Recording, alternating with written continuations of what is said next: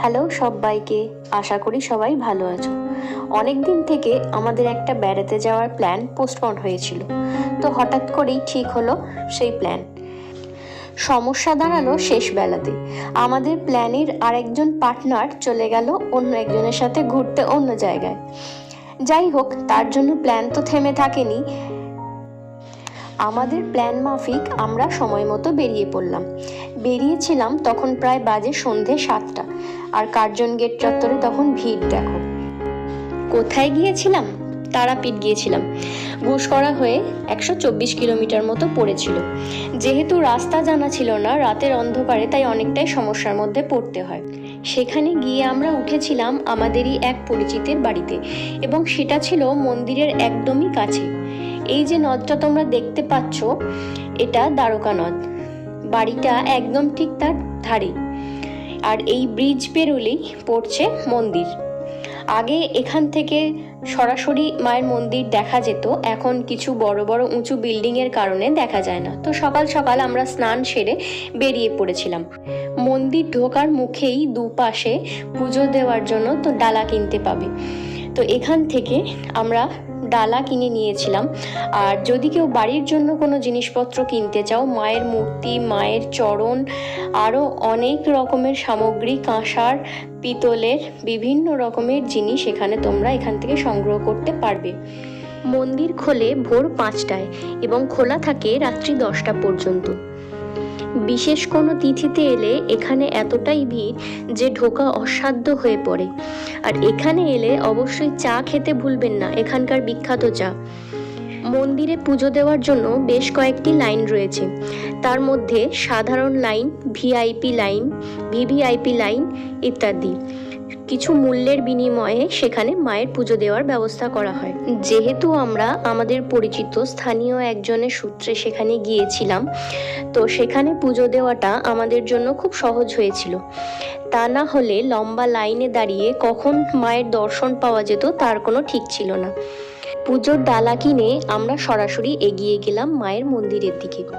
তারাপীঠ পশ্চিমবঙ্গের বীরভূম জেলার রামপুরহাট শহরের কাছে অবস্থিত একটি পবিত্র তীর্থক্ষেত্র এবং পাগলা সন্ন্যাসী বামাখ্যাপার জন্য প্রসিদ্ধ। তিনি তারাদেবীর পুজোতে জীবন উৎসর্গ করেছিলেন। মন্দিরের কাছেই আটলা গ্রামে তার আশ্রম। সতীর তৃতীয় নয়ন বা নয়নতারা এই গ্রামে পড়ে এবং প্রস্তরীভূত হয়। ঋষি বশিষ্ঠ এই রূপটি দেখে সতীকে তারারূপে পুজো করেন। অপর আরেকটি কিংবদন্তি অনুসারে সমুদ্র মন্থনের সময় উত্থিত হলাহল বিষ পান করার পর বিষের জ্বালায় শিবের কণ্ঠ জ্বলতে শুরু করে। এই সময় তারাদেবী শিবকে আপন স্তন্যপান করিয়ে তার জ্বালা নিবারণ করেন। আমরা যে মূর্তিটি ধাতব দেখতে পাই তার পিছনেই রয়েছে আসল শিলামূর্তি। এছাড়াও মন্দির প্রাঙ্গণে রয়েছে আরও কয়েকটি মন্দির: ষষ্ঠী মাতা মন্দির, বিষ্ণু মন্দির, বামদেব মন্দির, জীবিত পুকুর ইত্যাদি। পীঠস্থানগুলির মধ্যে তারাপীঠ একটি সিদ্ধপীঠ, অর্থাৎ এখানে সাধনা করলে সাধক জ্ঞান, আনন্দ ও সিদ্ধি বা অলৌকিক ক্ষমতাপ্রাপ্ত হন। আরও অনেক কাহিনী লোকমুখে শোনা যায়। সেই থেকে তারাপীঠ মন্দিরে শিশু শিবকে স্তন্যপানরতা মূর্তি দেবী তারা পূজিত হয়ে আসছেন। এই মূর্তিটি একটি 3 ফুট উঁচু ধাতব মূর্তির মধ্যে রাখা থাকে। দর্শনার্থীরা সাধারণত এই ধাতব মূর্তিটি দর্শন করে থাকেন। সব থেকে আনন্দের বিষয়, আমরা মায়ের চরণ ছুঁয়ে পুজো দিতে পেরেছিলাম। বাইরের মূর্তিটি শাড়ি জড়ানো অবস্থায় ফুলের মালায় ঢাকা থাকে। তারাপীঠে শিব চন্দ্রচূড় হিসাবে পূজিত। এটি প্রতিষ্ঠা করেন জয়দত্ত বণিক নামে এক বণিক পরিবারের সন্তান। মায়ের মন্দির দর্শনের পর আমরা চলে গেলাম সেই ঐতিহাসিক তারাপীঠ মহাশ্মশানের উদ্দেশ্যে। সেখানে ঢুকেই প্রথমে দেখতে পাবে শ্মশান ভৈরব। এছাড়াও সেখানে রয়েছে বামাখ্যাপার সমাধি মন্দির এবং মায়ের চরণ যুগল, যেখানে তোমরা পুজো দিতে পারবে। আমরা সরাসরি সেই দিকে এগিয়ে গেলাম। সেখানে হচ্ছিল বাউল গান। তোমাদের জন্য রইল তার কিছু ক্লিপ।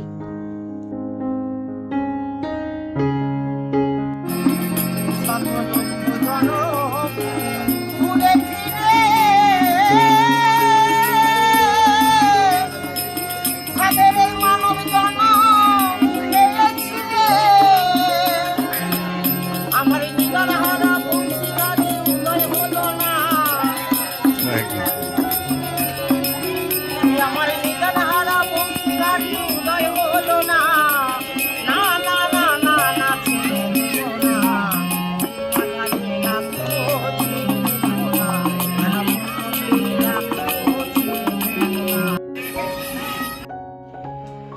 এই সেই জায়গা তারাপীঠ মহাশ্মশান, যেখানে বামদেব সিদ্ধিলাভ করেছিলেন। এই পথ দিয়ে এগোতে থাকলে বিভিন্ন সাধু সন্ন্যাসী দর্শন পাবেন। আস্তে আস্তে আমরা এগিয়ে চললাম বাড়ির দিকে। সেখানে গিয়ে খাওয়া দাওয়া সেরে আবার আমরা বেরিয়ে পড়লাম সকাল সকাল। যেহেতু আমাদের আরও কিছু জায়গা ঘোরার ছিল, সেহেতু আমরা আর দেরি করলাম না। তারাপীঠ এলে আর যে যে জায়গাগুলি দর্শন করার মতো আছে, তার মধ্যে আছে ইস্কন মন্দির। এটি অবস্থিত বীরচন্দ্রপুরে। ইস্কন মন্দিরটি তৈরি হয়েছিল পুরীর জগন্নাথ মন্দিরের অনুকরণে। আমরা যেহেতু পুরীর মন্দির দর্শন করেছি এবং ইস্কন মন্দির যাওয়ার প্রবল ইচ্ছা আছে এবং অন্য আরও কিছু জায়গা আমাদের ঘোরার ছিল, তাই আমাদের আর যাওয়া হয়ে ওঠেনি।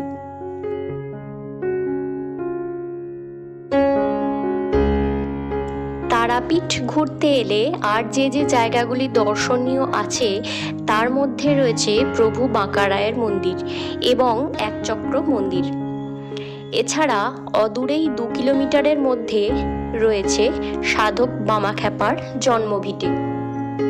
সেখানে তার ব্যবহার সামগ্রী, বিভিন্ন জিনিস, তার বাড়ি সংরক্ষণ করা হয়েছে।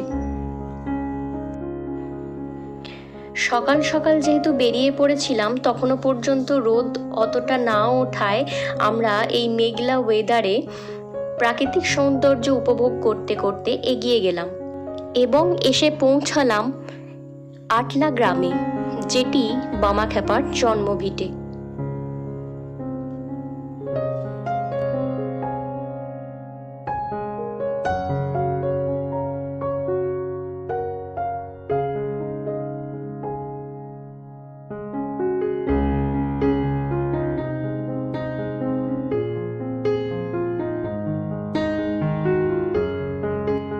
সেখান থেকে আমরা আবার রওনা দিলাম ম্যাসেঞ্জরের উদ্দেশ্যে। আমরা যখন কোথাও বেড়াতে যাই, আশেপাশে যে জায়গাগুলো থাকে 50 কিলোমিটার বা 60 কিলোমিটারের মধ্যে, আমরা চেষ্টা করি সেইগুলোকে কভার আপ করার। তো এইবারেও সেই মতো প্ল্যান করেছিলাম। তারাপীঠ থেকে ম্যাসেঞ্জরের দূরত্ব প্রায় 68 কিলোমিটার মতো। যদিও এর আগে এখানে আসা হয়েছে, কিন্তু সময়ের অভাবে এর আশেপাশের কোনো জায়গায় ঘোরাঘুরি হয়ে ওঠেনি এবং বোটিং বা জলের কোনো দৃশ্যই আমরা উপভোগ করতে পারিনি। তাই এবারে যখন তারাপীঠ এলাম, আমরা সকলে মিলেই ঠিক করে ফেলেছিলাম যে ম্যাসেঞ্জর ট্যুরটা কমপ্লিট করেই তারপরে যাব। সেই মতো রোদের মধ্যে আমরা সবাই চললাম ম্যাসেঞ্জরের উদ্দেশ্যে। চারিদিকের এত গাছপালা মন মুগ্ধ হয়ে যাচ্ছিল। মনে হচ্ছিল এত গাছপালা বোধহয় জীবনে অনেক দিন পরে দেখলাম। আর এই দুপাশের সৌন্দর্য দেখে আমার জয়পুর জঙ্গলের কথা খুব মনে পড়ছিল। মাঝখানে রাস্তায় দাঁড়িয়ে আমরা কিছুক্ষণ বিশ্রাম নিয়েছিলাম এবং স্থানীয় কিছু মানুষকে জিজ্ঞাসা করে আমরা সঠিক রাস্তা ধরে এগোলাম। আর এখানে উনি একটা গাছে খেজুর দেখতে পেয়ে খেজুর পাড়তে উঠেছিলেন। ওই তীব্র রোদের মধ্যে আমাদের বাইক ছুটে চলেছিল এবং শেষমেশ কখন গিয়ে পৌঁছাবো তার আশায় মন ছটফট করছিল। ম্যাসেঞ্জর ঝাড়খণ্ড রাজ্যে অবস্থিত। যখন দূরে একটু একটু পাহাড় দেখতে পাচ্ছিলাম উঁচু উঁচু, তখনই মনের মধ্যে হচ্ছিল এই বুঝি চলে এসেছি, কিন্তু রাস্তায় এগিয়েই যাই, কোনো শেষ নেই। কিন্তু এই পাহাড়গুলো দেখতে ভারী সুন্দর লাগছিল এবং নুড়ি দিয়ে ঘেরা ছোট ছোট নদীর মতো জল দ্বারা বেষ্টিত জায়গা কিছু কিছু ছিল, যেগুলো আরো দেখতে সুন্দর লাগছিল। তোমরা দেখতেই পাচ্ছ দূরে পাহাড় সারি দিয়ে আছে। কোথাও যাওয়ার প্ল্যান হলে মনটা আনন্দে নেচে ওঠে। তার সঙ্গে এটাও মাথায় রাখতে হয় শারীরিক ধকলও কম যায় না। তো শেষমেশ যখন একটা বোর্ড দেখতে পেলাম, তখন মনে আশ্বস্ত হলাম যে এইবার বোধহয় পৌঁছে গেছি। আর হ্যাঁ, সত্যি সত্যিই আমরা সেখানে পৌঁছে গেলাম। পৌঁছে গিয়ে এখানে যারা বোটিংয়ের ব্যবস্থা আছে তাদের সাথে কথা বললাম। আমাদের সিদ্ধান্ত হলো স্পিড বোটে করে ঘোরার কথা। তো পার হেড সেখানে ভাড়া বলছিল 350 টাকা করে। তো একটু দমাদামি করলে সেখানে ওরা আরও কিছুটা ডিসকাউন্ট করে দেয়। সেই মতো আমরা সব ঠিকঠাক করে চেপে পড়লাম স্পিড বোটে।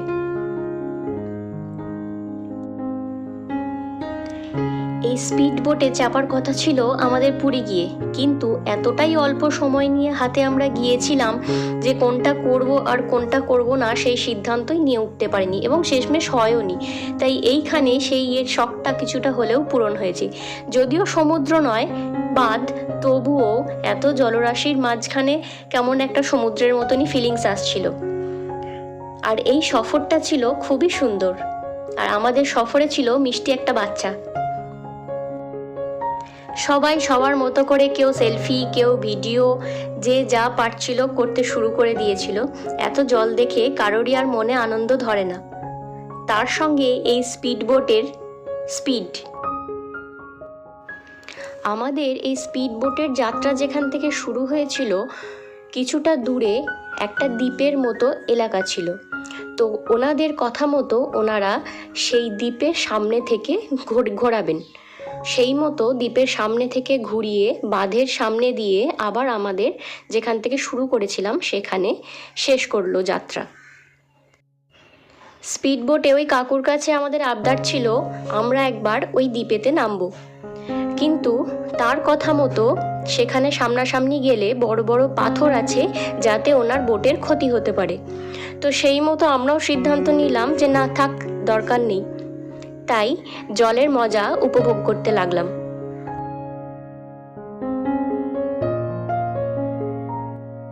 মাঝে মাঝে বোটটিকে তিনি এমনভাবে হেলিয়ে তার কায়দা দেখাচ্ছিলেন যে কখনো কখনো ভয় লেগে যাওয়ার মতো ব্যাপার।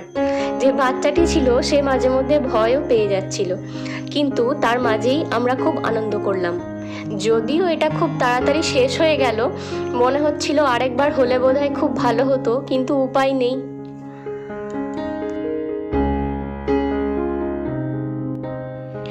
তার মুখেই শুনলাম এই জল অনেক গভীর।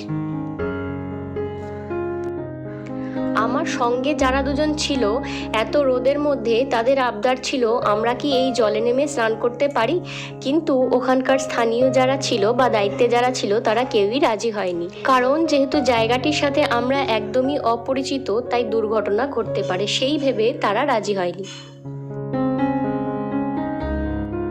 এই এত জলের মাঝখানে থেকে কারো কি জল থেকে উঠতে ইচ্ছা করে, সেটা বাচ্চা হোক বা বুড়ো? আর এখানে দুটো বাচ্চা ছেলেকে পেয়ে ওরা দুজন খেলা করতে শুরু করেছিল।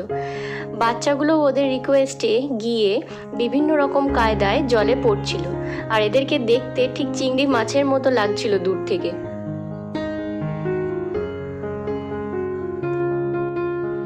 যাই হোক, তো তখনকার মতো আমাদের এই ম্যাসাঞ্জোরের সফর শেষ হলো।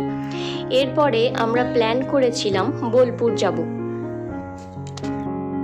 ওখান থেকে বোলপুর ছিল প্রায় 72 কিলোমিটার মতো। তো আমরা সেখান থেকে বেরিয়ে পড়লাম। সেখানে খাওয়া দাওয়া কিছু করলাম না, কারণ তখন অনেকটাই বেলা বাকি ছিল। সেই হিসাবে আমরা বেরিয়ে পড়লাম এবং মাঝ রাস্তায় খাওয়া দাওয়া করে আমরা এগিয়ে চললাম।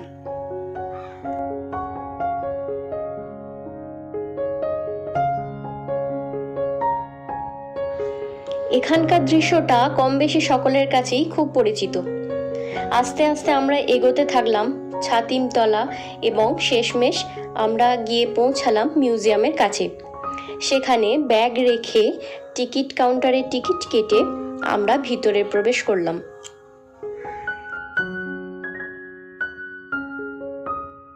এই ছাতিমতলায় দেবেন্দ্রনাথ ঠাকুরের ধ্যান বেদী। দুটো ছাতিম গাছের নিচে প্রথমে তিনি ধ্যান শুরু করেন 1862 সালে, এবং পরবর্তীকালে এখানে ধ্যান বেদী প্রতিষ্ঠা হয়। এর ঠিক উল্টো দিকেই রয়েছে মিউজিয়ামের জন্য টিকিট ঘর এবং মিউজিয়ামে ঢোকার রাস্তা। তো আমরা সেদিকে এগোতে থাকলাম। এই জায়গাটা এতই নিরিবিলি আর শান্ত, এখানে এলেই মনটা কেমন যেন শান্ত হয়ে যায়। তো আমরা মিউজিয়ামটা শেষে ঘুরেছিলাম আগে, তার আগে আমরা বিভিন্ন গাছপালা, বিভিন্ন বাড়ি যেগুলো আছে সেগুলো দর্শন করার জন্য এগিয়ে গেলাম। বছরের অন্যান্য সময়, বিশেষ করে শীতকালে, এই জায়গাগুলো খুব জমজমাটি থাকে। কখনো কখনো বাউল গান এবং অনেক মানুষের দর্শন পাওয়া যায়। এই সময়টা কেউ আসে না চট করে, তাই আমরা একটু ফাঁকা ফাঁকাই দর্শন করলাম। এর মধ্যেই চলছিল আমাদের ফটোশ্যুট। আমরা যেখানেই বেড়াতে যাই সেখানকার ব্লগ তোমাদের সাথে শেয়ার করি। তোমরা জানিও আর কোন কোন জায়গাকার ব্লগ তোমরা দেখতে চাইছো। আমরা অবশ্যই সেগুলো কভার আপ করার চেষ্টা করব। তার সাথে আমাদের ঘোরাও হয়ে যাবে। এখানে গেলে যে বাড়িগুলি দেখতে পাবে তাদের ডিজাইন এতটাই সুন্দর যে তাক লেগে যাওয়ার মতো। এগুলোর মধ্যে বেশ কিছু বাড়ি রবীন্দ্র ভাবনায় তৈরি। এছাড়াও রবীন্দ্রনাথের ব্যবহৃত কিছু জিনিসপত্র, রবীন্দ্রনাথের ব্যবহৃত গাড়ি ইত্যাদি এখানে সংরক্ষণ করা হয়েছে। এছাড়াও আছে রবীন্দ্রনাথের ছবি, লেখা কিছু কবিতা, এইসব খুবই যত্ন সহকারে এগুলিকে সংরক্ষণ করা হয়েছে, সেগুলো দেখেই বোঝা যায়। এবং বাড়িগুলিকে দেখে আপনার কখনোই মনে হবে না যে এখানে কেউ বাস করে না, এটা অনেক দিন ধরে তালাবন্ধ হয়ে পড়ে আছে। মনে হবে এই বুঝি নতুন আদলের বাড়ি, সেখানে যেন কেউ এখনো বসবাস করছে।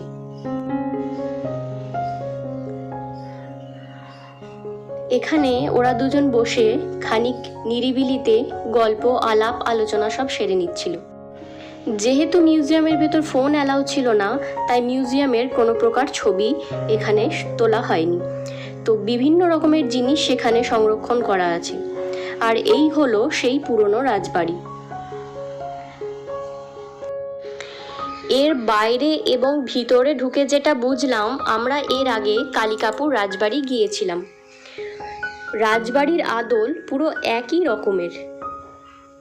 এখানের যে রাজবাড়ির স্ট্রাকচার, ওখানেও সেম স্ট্রাকচার। সামনে ঢুকেই বাঁ হাতে দুর্গা দালান এবং বাড়ির বাইরে, মানে রাজপ্রাসাদের বাইরে রয়েছে শিব মন্দির।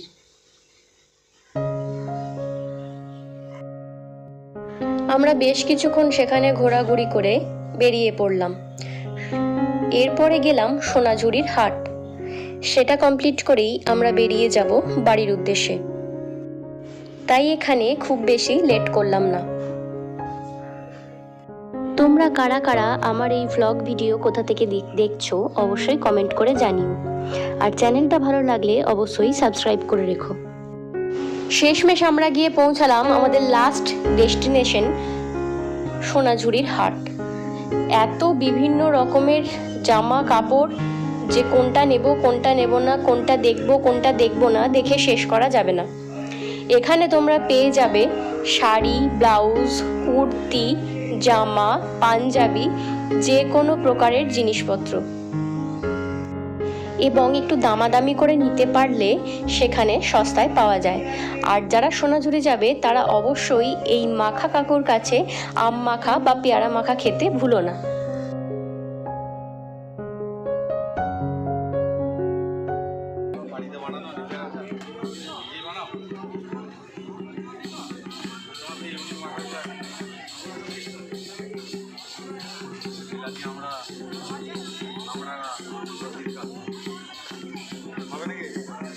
হ্যাঁ মাখা, কি মাখা মাখা কি কোনটা খাবে? কাঁচা আম? আবার কাঁচা আম মাখা, পেয়ারা মাখা। আম মাখাটা খেতে বড় ভালো লাগে। তেঁতুল মাখা নিয়ে যেতে পারো। তেঁতুলটা মাখা তাহলে ওই কাঁচা আমটাই মাখা দেবো। কাঁচা আম কত করে? কাঁচা আম মাখা 40 টাকা, পেয়ারা মাখা 20 টাকা। পেয়ারা 100, পেয়ারা 20 টাকা, আম মাখা 40 টাকা। কোনটা খাবে? আম খাও, আম মাখা। কাকা এই যে আম মাখছে। আজকের মতো সফর এখানেই শেষ হলো। যদি ভালো লাগে চ্যানেলটা সাবস্ক্রাইব করে রেখো। বাই।